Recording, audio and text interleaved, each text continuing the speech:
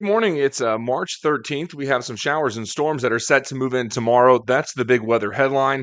The second weather headline, the cold blast over the weekend and a freeze early next week.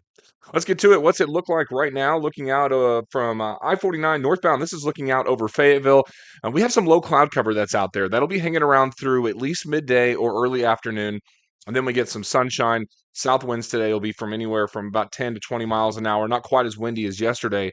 There's a risk of severe weather for today, but it's mostly to our west from Tulsa into central Oklahoma. Our risk starts to pick up as we move into the afternoon and evening hours tomorrow. Another look there. You can see some of that low cloud cover, the city lights reflecting off the low clouds.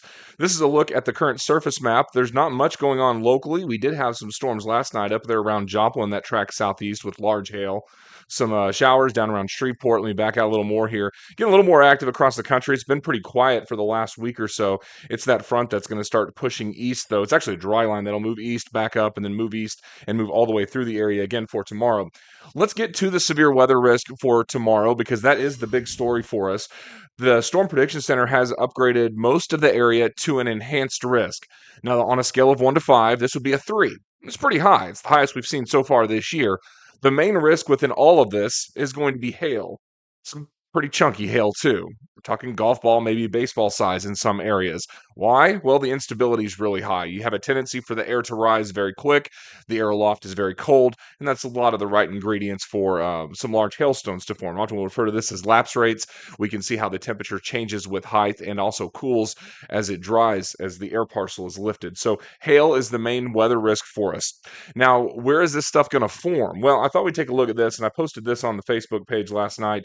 This is a look at it's called the significant tornado parameter, but what it really is looking at here is a combination, a composite index of how winds change with height. So we're looking at helicity, speed and directional change with height. We're looking at CAPE, the available potential energy, the tendency for the air to rise. And as we look at this, back up, you can see these darker red colors here, indicative of a very unstable air mass, especially in southeast Oklahoma, southwest Arkansas. And then as we head into the evening hours, this is we got 7, 8 o'clock on Thursday. You can see that darker area of purple here indicating the potential for some very unstable air. The shear is high. The level of the clouds, the lifting condensation level, that's taken into account here. So the main reason for showing this is just showing you that the atmosphere is unstable. It stays unstable. In fact, we get the instability to stay the same through Thursday evening before it finally gets pushed on out. This is Friday morning, about 6 o'clock. So the atmosphere stays unstable for us for Thursday, and we'll have that risk of showers and storms during the day. What's this look like in terms of some of the model data? Let me show you how this plays out. The time at the top is going to be Zulu time or universal coordinated time.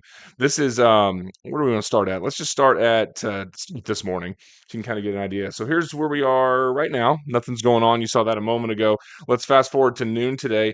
We have some showers and storms that are starting to develop to our north and northwest. And later this evening, we may see some around Kansas. This is moving through about 8 o'clock tonight. All right, so let's skip ahead towards Thursday morning. Thursday morning, we'll have showers ongoing across parts of Missouri. By noon on Thursday, most of the rain still to the north. So Thursday, first part of the day is fine. It's not until we get into the evening when we start seeing these showers and storms erupt. These are the ones I think are going to be severe. This is 7 o'clock on Thursday evening, and these are the ones that I think have the potential for some very large hail as well. You can see them across southeast Oklahoma, eastern Oklahoma, west central Arkansas, generally running up and down I-49 and I-44 in Missouri. Those storms will continue through the late evening hours before that front finally moves through. So this is going to be 7 in the evening. And then this is midnight.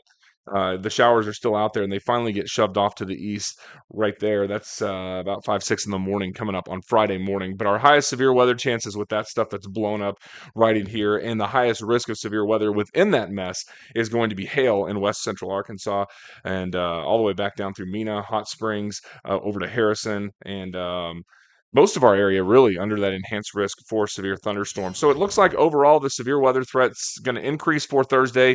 Expect severe weather tomorrow evening. Tornado chances are there. They're not as high as the hail risk, but it is there. There's going to be a lot of storms out there. So if they start catching each other's outflow boundaries in that cool air, sometimes that can mess with the updrafts and you really don't get the tornadoes to form, but you can still get some pretty nasty hail out of it. I'll be following it along with you on the Oz Weather app. It's free download. Probably push out an alert talking about what we're looking at for tomorrow. Overall, today looks good, looks warm. Tomorrow looks a lot more rough and tumble with those showers and storms possible heading into the evening hours.